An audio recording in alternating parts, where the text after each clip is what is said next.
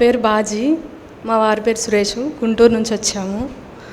నాకు పెళ్ళై 4 సంవత్సరాలు అవుతుంది. మేము 3 సంవత్సరాల దాకా కూడా కొట్టుకోవడం, గొడవలు, చికాకులు, చచ్చిపోవాలనిపించేది. చాలా బాధలు పడ్డాం.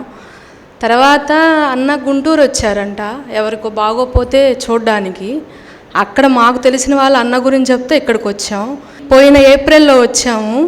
ఇక్కడికి వచ్చి ప్రార్థన చేసుకుని అన్నని అడిగాక మీకు వచ్చే సంవత్సరానికి దేవుడు అద్భుత కార్యం చేయబోతున్నాడని చెప్పారు. నాకు ఎన్ని సమస్యలు ఉన్నాయో అన్నయ్య అలాగే నాకు చెప్పారు. మళ్ళీ ఈ సంవత్సరానికి నాకు పాప పుట్టింది. మళ్ళీ నాకు 7వ వారంలో పాపకి హార్ట్ బీట్ లేదని చెప్పారు డాక్టర్లు. ఈ ప్రెగ్నెన్సీ తీసేయాలని చెప్పారు. మళ్ళీ అన్నకు ఫోన్ చేసి అన్న హార్ట్ బీట్ లేదంటున్నారు, నాకు భయం వేస్తుంది అన్న అని మెసేజ్ పెడితే, అన్న దేవుడు నాకు చెప్పాడమ్మా, మళ్ళీ వచ్చే వారం నువ్వు హాస్పిటల్కి వెళ్తే పాపకి హార్ట్ బీట్ ఉండిద్దని చెప్తారు, నువ్వేం భయపడొద్దు అన్నారు. నేను 8వ వారం హాస్పిటల్కి వెళ్తే పాపకి హార్ట్ బీట్ ఉంది, యోగ శాఖ అన్నీ ఉన్నాయని చెప్పారు.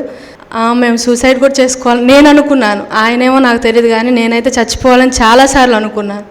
కానీ అన్న ఖచ్చితంగా నీకు దేవుడు న్యాయం చేస్తాడమ్మా, సహాయం చేస్తాడని చెప్పారు. అట్లాగే అమ్మాయి పుట్టింది.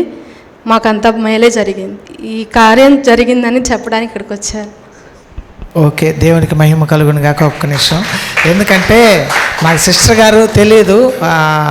సిస్టర్ గారి పేరు బాజీ, ముస్లిం బ్యాక్గ్రౌండు, బ్రదరు సురేష్ బ్రదరు. అయితే దేవుడు నాకు తెలీదు, మామూలుగా ప్రేయర్ చేసుకోవడానికి వచ్చినప్పుడు సిస్టర్ మీరు చనిపోవాలనుకుంటున్నారు, చాలా సమస్యలు, కానీ ఆ విషయాల నుంచి దేవుడు విడిపించి మరణము తన దగ్గరికి రాకుండా ఇంకొకరికి దేవుడు జీవం ఇచ్చే స్టేజ్కి దేవుడు బాజీ సిస్టర్ని దేవుడు దీవించాడు. చెప్పినట్లుగానే మీదటికి సంవత్సరానికి నీకు బిడ్డని ఇస్తాడు సిస్టరు అని చెప్తే నిజమా అన్న అనింది. కానీ నిశ్చయంగా ఇచ్చాడు.